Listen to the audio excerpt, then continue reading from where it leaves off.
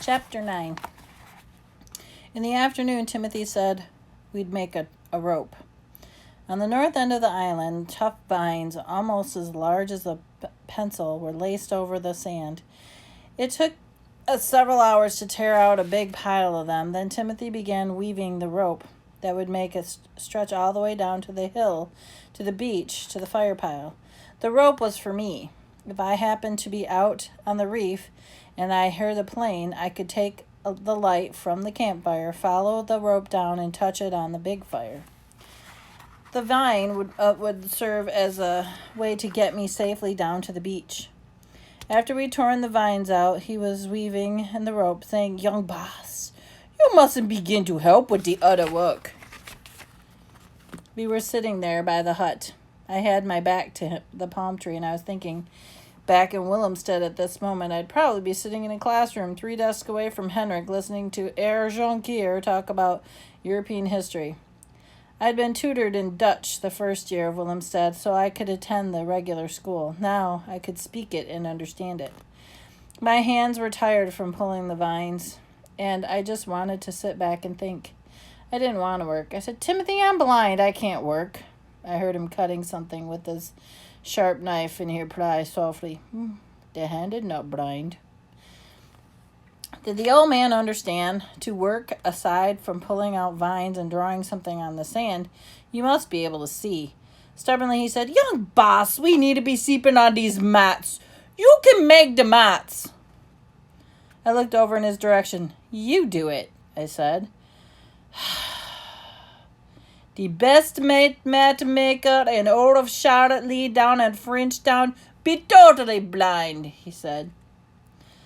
"But he's a man, and he has to do that to make a living." "Be true," Timothy said quietly. But in a few minutes, he placed several lengths of palm fronds in my hand. He really was a black mule. "The palm mat is very easy. Just over and under and over and under." Becoming angry with him, I said, "I tell you, I can't do it. I can't see." He paid no attention to me. "Take this hand and hold the palm. Like this, then over and under, and the man like the man in the Frenchtown, then more the palm." I could feel his hand, and I could feel him standing there watching me as he tried to reeve the lengths, but I knew they weren't fitting together, and he said, "Like this, I tell you."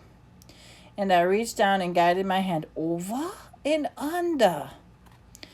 I tried again, but it didn't work, so I stood up, threw the palm fronds and screamed, "You ugly black man, I don't do it. You stupid, and you can't even spell."